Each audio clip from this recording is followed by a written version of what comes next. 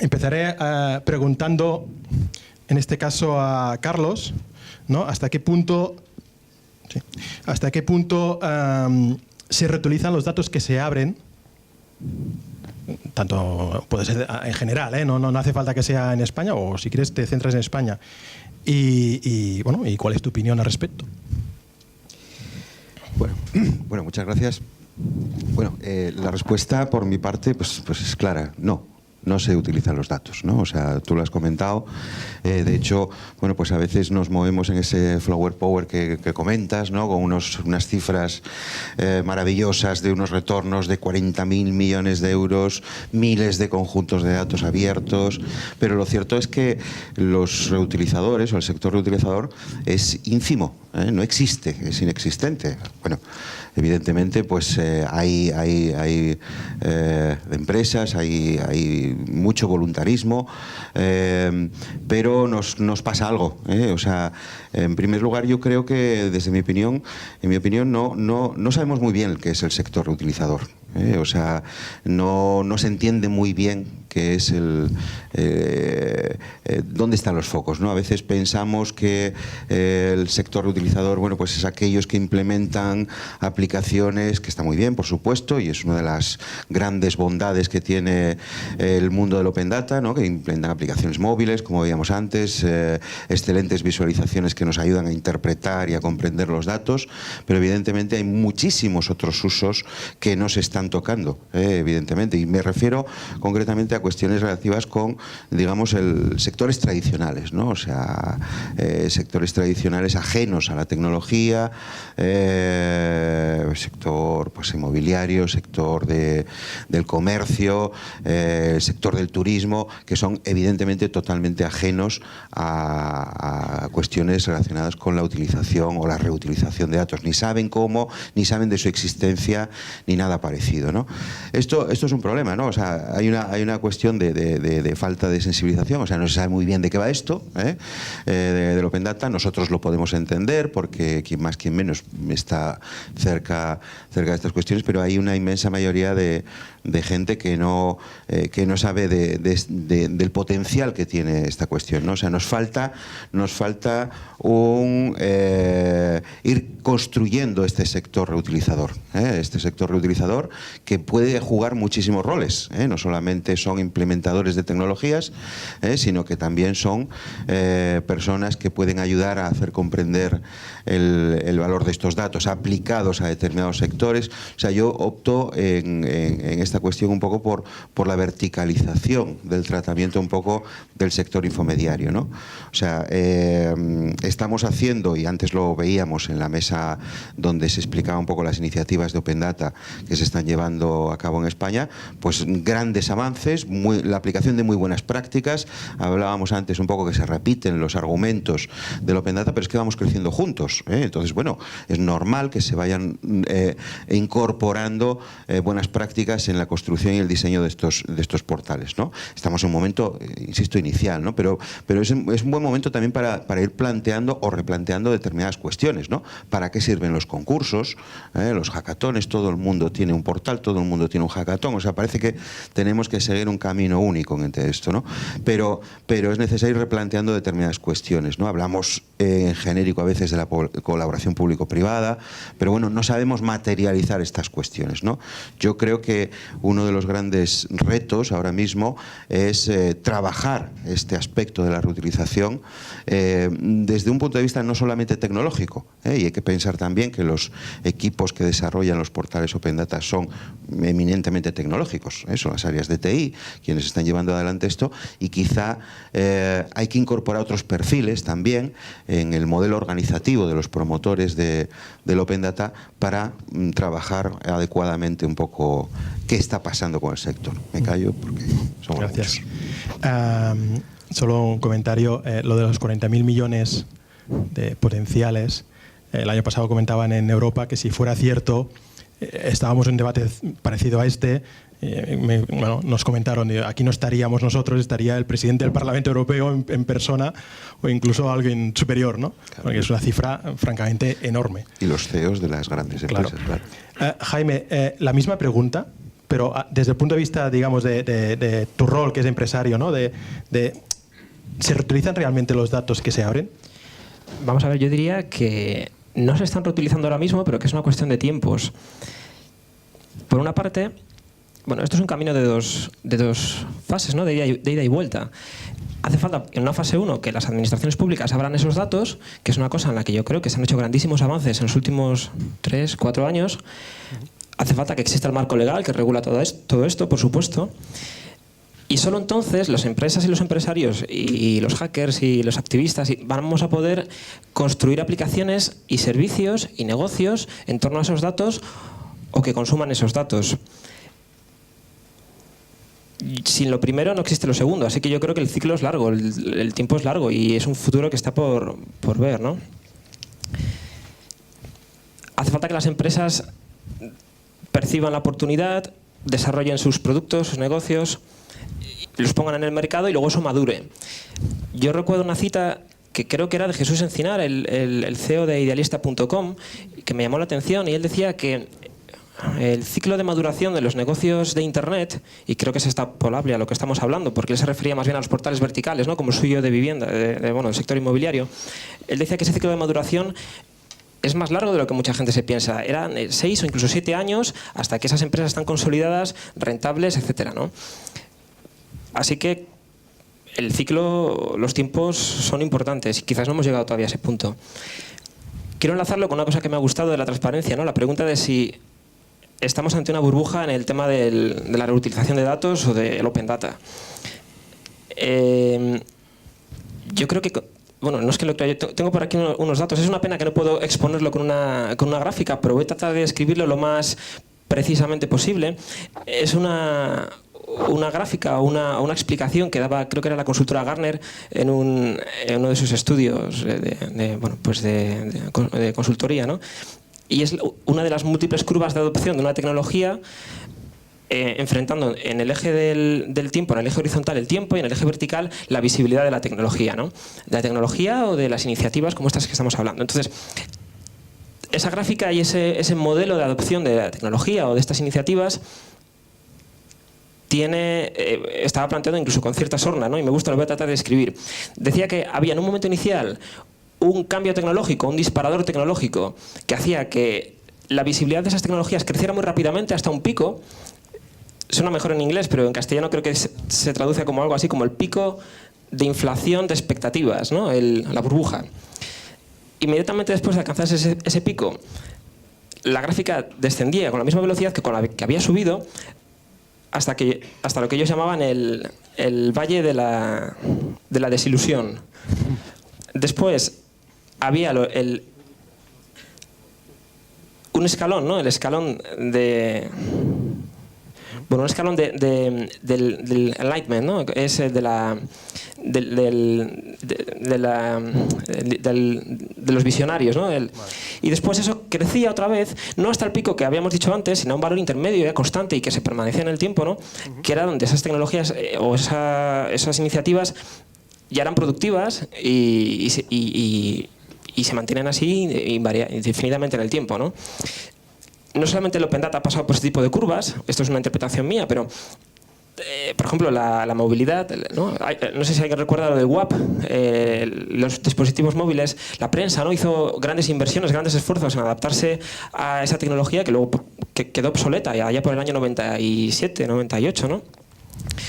Y hubo un pico de interés, luego su correspondiente valle y luego finalmente, bueno, la web semántica, la web 2.0, las redes sociales, el tema del Open Data, Cloud Computing, Smart Cities, todo eso está en diferentes puntos de esa curva que decimos. Así que yo creo que simplemente es una cuestión de tiempo, por resumir y por cerrar la pregunta, que pasemos por todas esas fases y se llegue a la reutilización efectiva y a sacar el valor efectivo de esos datos que están ahora mismo incipientes. Vale. O sea, es un tema de paciencia, entonces. Considero que sí. Muy bien.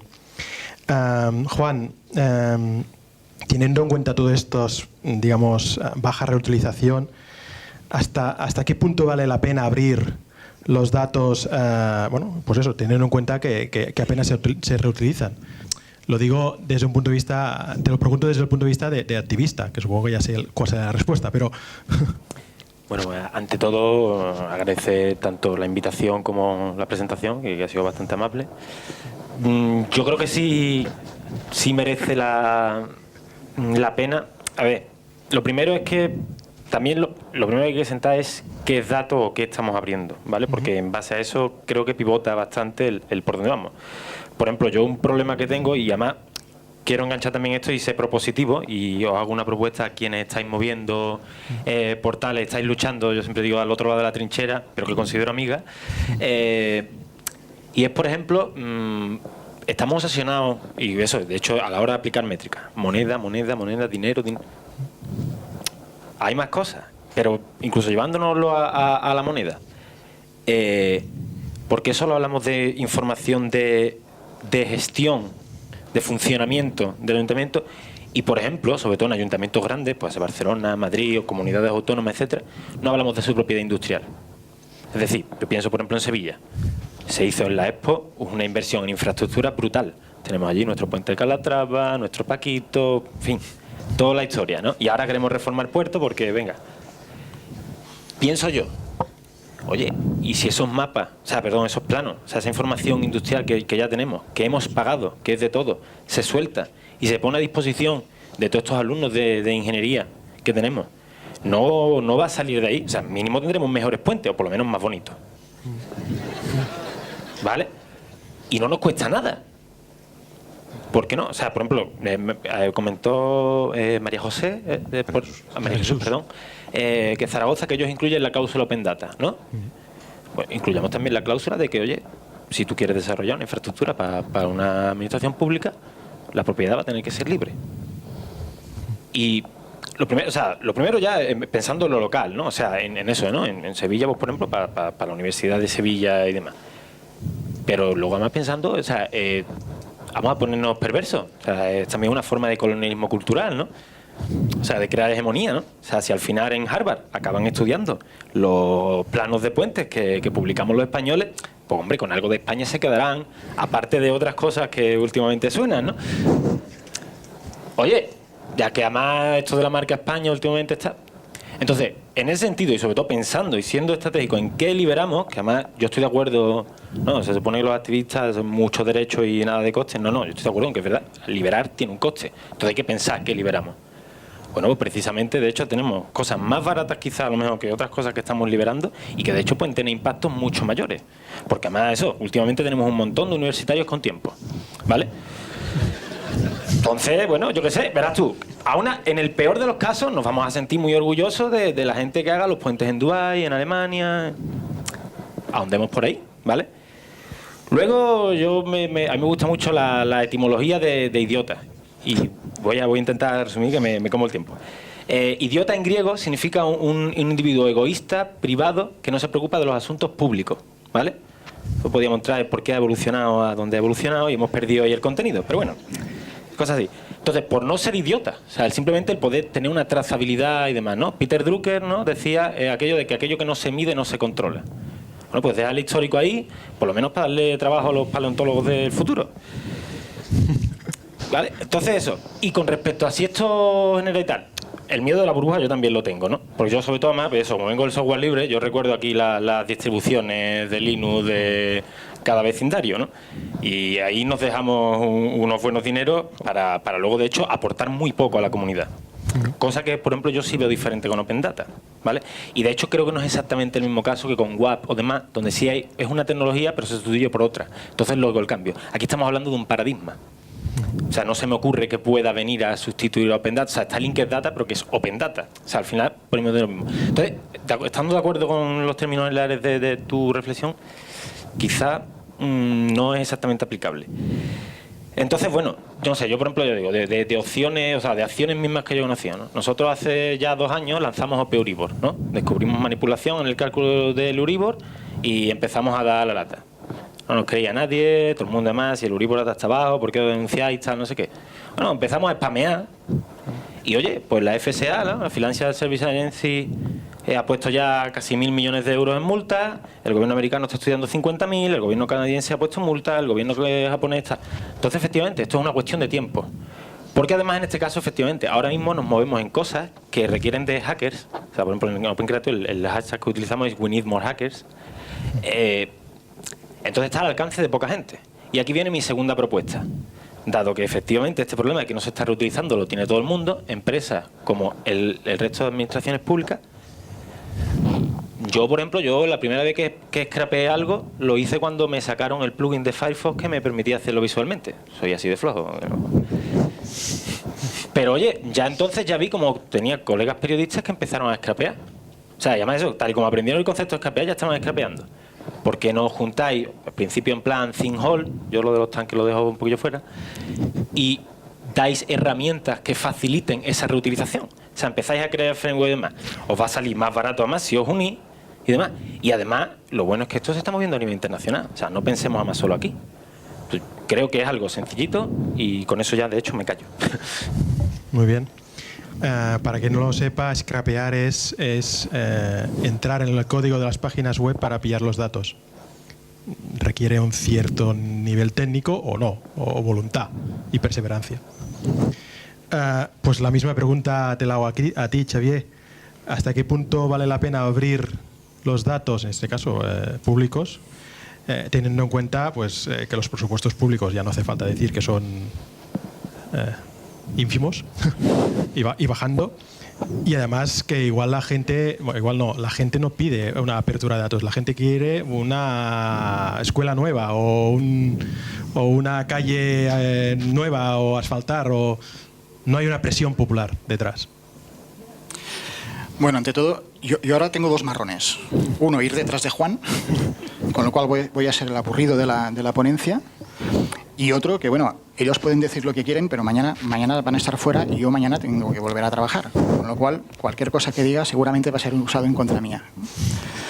A ver, sí, efectivamente, abrir datos es caro. Sí, sobre todo si planteas el proyecto en un fin único. Vamos a hacer un portal de Open Data y vamos a abrir datos.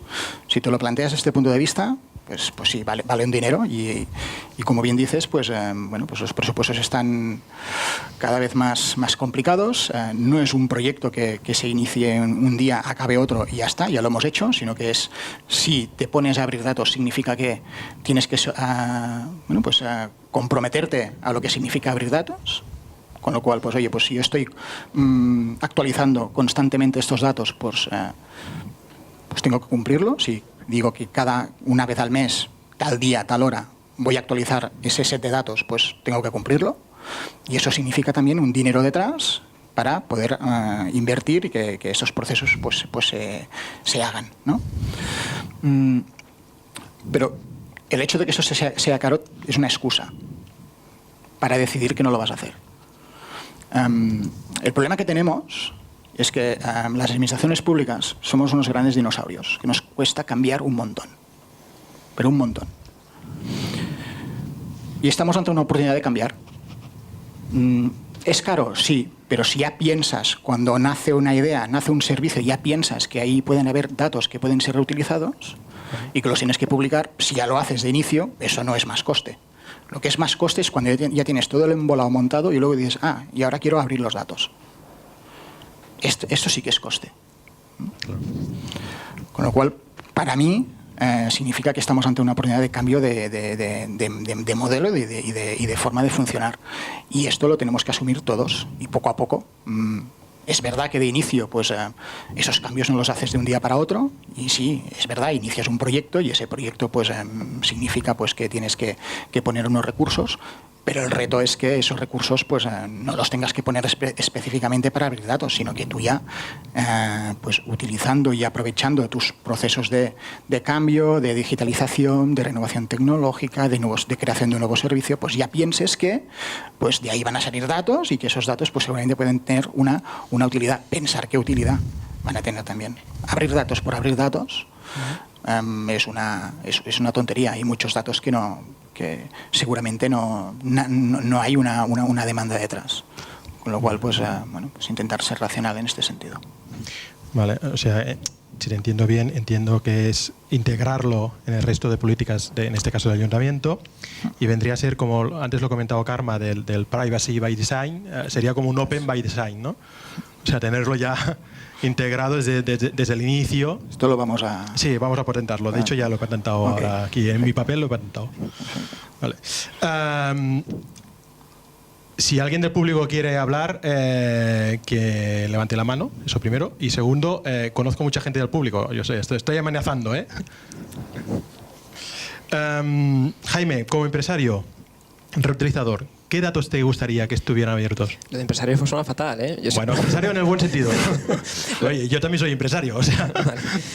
Lo comento porque yo me siento más próximo a lo que comentaba Juan, al hacker, al empresario, al friki hacker, también. Vale. Eso es, ¿no? Bueno, te ganas la vida con ello, que ya, Me gano la vida con ello, sí. que ya tiene mérito, y además en Santander, que ya es...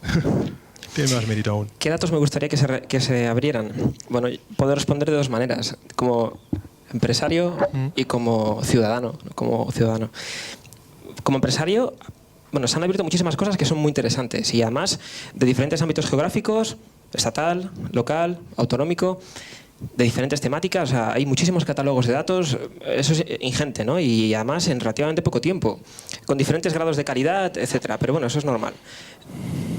Yo he hecho en falta una cosa que creo que, no sé, igual hay alguien más... Creo que David Cabo de la Fundación Cibio, yo creo que también lo ha comentado alguna vez, pero no hubo mucho más gente que soporte esto, ¿no? Es que se abran los datos.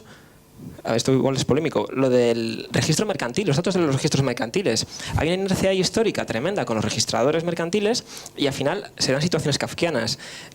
A ver, esos datos tienen muchísimo interés desde el punto de vista de negocio, porque cuando una empresa, la que sea, va a contratar con otra, pues igual... Si las cuentas son públicas, los balances son públicos, porque es así, la ley es así. Entonces, ¿por qué yo, por ejemplo, cuando quiero consultar en el registro mercantil los datos de mi propio negocio, voy al registro mercantil central y me dicen, hace un mes, que el último año que tienen registrado es el 2010? O sea, ha pasado mucho tiempo. O sea, por una parte... Es simpático porque estás viendo las fotos de quien manda desde Marte, no sé qué robot de la NASA, en tiempo real, y sin embargo mis propios datos contables tardan 2 o 3 años en aparecer en los registros públicos. Luego además, si yo quiero conseguir esos datos, tengo que pagar, tengo que desplazarme o tengo que hacerlo por internet a través de un mecanismo que no siempre es el más usable, por decirlo suavemente, y es información muy interesante, muy valiosa, ¿no? Los registros mercantiles locales de las propias ciudades, bueno, yo he visto con una máquina escribir Olivetti, bueno, no sé, vamos a dejarlo ahí, ¿vale? Son datos desde el punto de vista de negocio muy interesantes. Existe el BORME, nosotros lo estamos reutilizando también en la empresa. Lo que hacemos es procesamos el boletín oficial de registro mercantil que publica las nuevas constituciones de empresas, quiénes son los socios, cuál es el objeto social, cuál es el capital social, y con eso hacemos unos boletines diarios y se lo mandamos a la gente que nos lo pide. Lo estamos mandando a unos 1.200 directivos y empresas, ¿no? Esto es un servicio gratuito, no hacemos ningún negocio con ello, pero es información valiosa, y cuando alguna vez nos sale porque en el BORME hacen algún cambio tecnológico y tenemos que adaptarnos nosotros rápidamente y se tira un par de días sin llegar, nos lo reclaman, ¿no?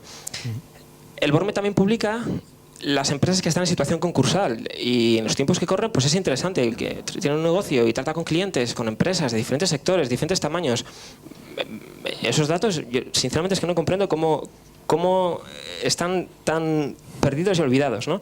Existen empresas que los comercializan, pero la fuente no está abierta, y eso es lo que me frustra. Existe, antes citaba David Cabo y la Fundación Cibio, está también opencorporates.com, me parece que es. De Chris Taggart. ¿Perdón? De Chris Taggart. La persona que lleva detrás, pues, sí. No lo conozco, pero vamos, que es un esfuerzo en abrir estos datos, y han construido una base de datos pública enorme con un montón de información a nivel incluso creo que europeo o mundial. Mundial, sí, con decenas de miles de empresas, ¿no? Bien, simplemente esto, desde el punto de vista de empresa.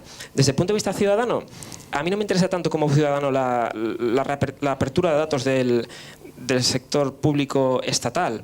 Eso me interesa como empresa, porque así mi scope geográfico es mucho más amplio. Como ciudadano me interesa el ámbito local.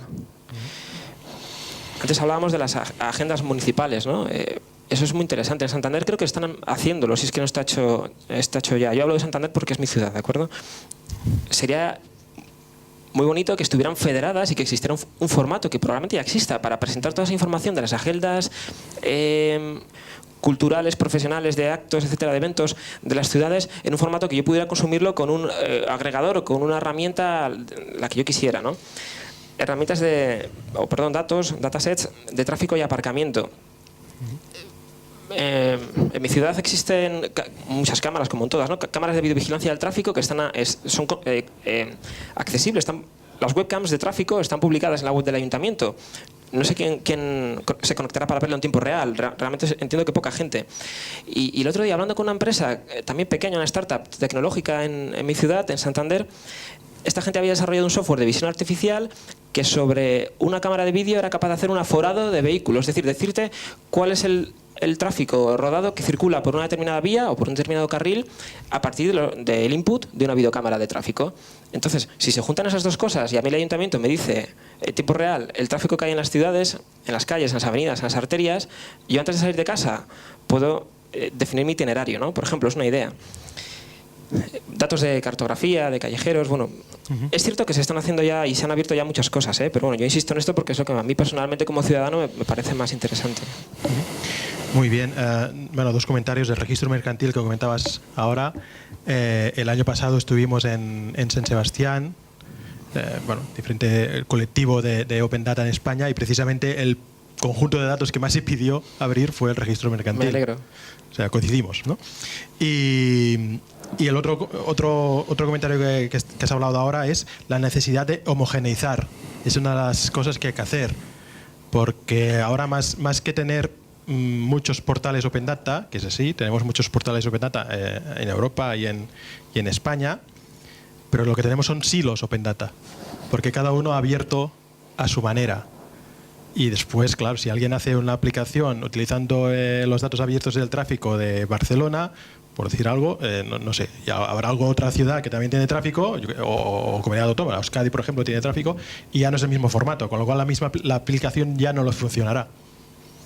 Con lo cual hay que homogeneizar. Y en ese sentido, vamos a dar brotes verdes, existe el colectivo de Open Data España, también conocido como Grupo Z, de diferentes administraciones públicas que han abierto datos en España, cuyo objetivo de este grupo es precisamente homogeneizar.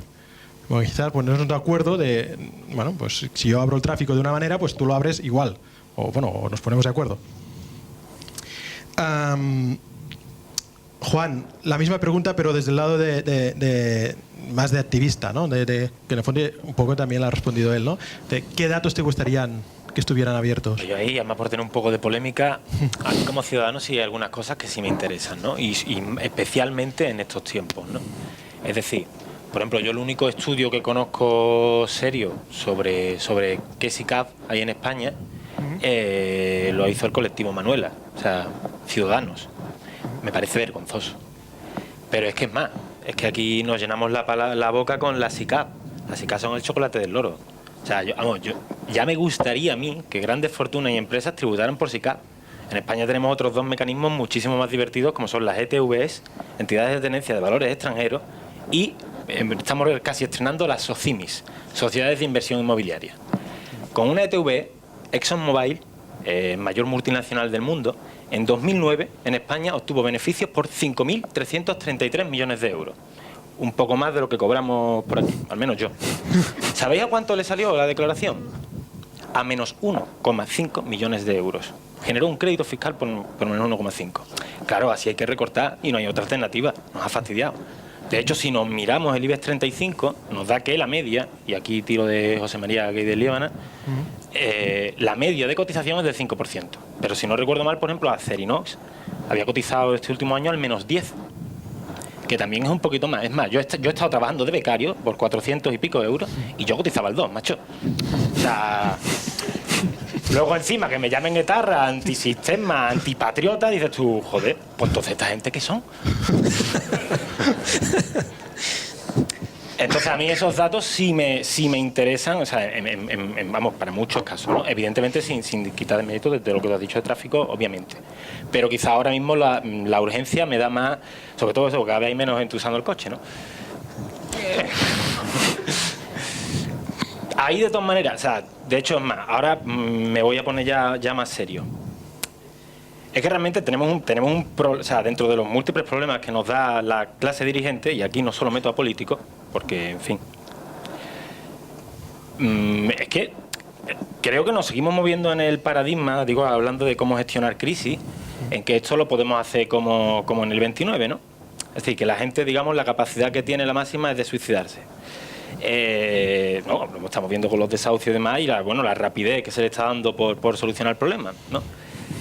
Bueno, verás tú, en el 29 también MacArthur, gran héroe americano, se cargó 3.000 y pico trabajadores de Ford. Pero bueno, a lo que voy, no, tenemos una generación muy formada que tiene un poder que afortunadamente no es ni siquiera es consciente de su propio potencial. Pero a mí, por ejemplo, yo cuando me dicen, hemos cerrado el Centro Príncipe de Asturias, un montón de gente que maneja el ébola y otra serie de bichitos va a la calle y lo mismo alguno acaba desahuciado. Yo casi que me quito de comer porque esa gente esté feliz. Porque un cruce de cables suyo, podemos estar hablando de una barbaridad muy gorda. ¿Vale? Y os estoy poniendo un ejemplo de muy difícil acceso, porque no os quiero dar ideas. Pero si pensáis un poquito, y aquí tenemos un triple ingeniero, si a este hombre se le cruzan los cables, la que puede liar con un presupuesto de 50 euros y él solito, sin buscarse 3 colegas, es de la leche. Entonces, eso. Lo importante es urgente. Porque a mí, yo ya, sobre todo, moviendo más en movimientos sociales y demás, a mí ya hay parte que me va yendo lo urgente. porque bueno, vivimos en un polvorín, ¿no? Ya se ha visto, por ejemplo, la inauguración del AVE antes de ayer y demás. Y, en fin, por el camino por el que vamos, mal. Entonces, ¿qué es dato? Pues mira, por ejemplo, por último así también mediático, se han ilegalizado las cláusulas suelo, ¿no? Pero nos han dicho que no con carácter retroactivo porque supondría un gran perjuicio. O sea, perdona, usted me dice, no, mira, este señor le ha robado, ¿vale? Este señor banco le ha robado. Pero, como si le hago que devuelva el dinero, él quiebra, no vamos a hacer quebrar al ladrón. Interesante lógica, ¿vale? Viniendo creo que de la Audiencia Nacional o el Tribunal Supremo. Interesante lógica. Bueno, pues nosotros, que eso, tenemos un poquito de mala leche, le preguntamos, bueno, espérate, usted me habla de un gran perjuicio. ¿Me puede dar la cifra? Porque ya que no va a devolver, por lo menos quiero saber cuánto hemos rescatado ya no bien impuestos, sino directamente. No, nosotros hemos trabajado informes... O sea, ni siquiera hay una cifra, ni siquiera nos la dan. En fin, monarquía bananera es piropo. Entonces, ese tipo de cosas, pues también las quiero saber. Los depósitos, por ejemplo, en España. O sea, de cara a ver más si efectivamente el Gini está bien calculado y demás, no sé qué. O sea, los pocos datos que se pueden extraer a través del Banco de España nos dicen que en depósitos hay más o menos lo mismo que hace 10 años. Solo que hay muchos menos depositantes. Se pueden sacar conclusiones y supongo que habrá que aplicar políticas que corrijan eso, ¿no? O bueno, nos tiramos ya a eso. Nos tiramos al hoyo. Pues con los ERES podemos hablar también. Nosotros, por ejemplo, nosotros tenemos ahora mismo, ¿no? En el hackathon sacamos una aplicación en la que, digamos, sacamos la contratación pública de la Junta de Andalucía, tanto directa de la Junta como de sus agencias públicas y demás. Y se nos ocurrió decir, bueno, espérate, vamos a comparar entonces volumen de negocio de empresas con volumen de subvenciones o de contratación pública, y de camino vamos a ver cuántas de estas empresas han hecho ERE. Busca datos.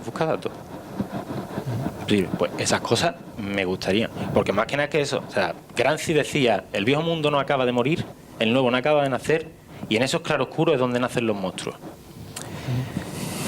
Vamos a mirar debajo de la cama de vez en cuando, ¿no? Sí, de hecho el sábado estaba con gente de la plataforma de afectados por la hipoteca y me decía que no hay datos de desahucios en España.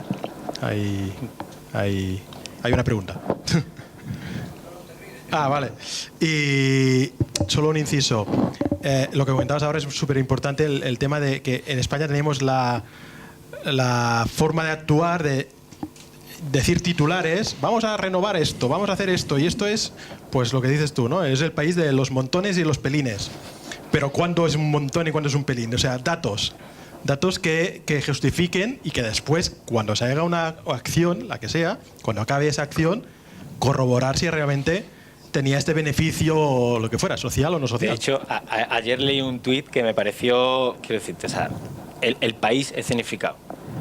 La línea del AVE de Alicante va a descolapsar el aeropuerto de Castellón, que tenía saturado la autopista de no sé qué. La radial de Madrid. Hace un monumento. Bueno, había una pregunta, no sé si hay micro. en la sala? Micro, no hay micro. Había un micro, ¿no? Alguien tenía un micro. Ah, pues ha perdido el micro, bueno, es igual.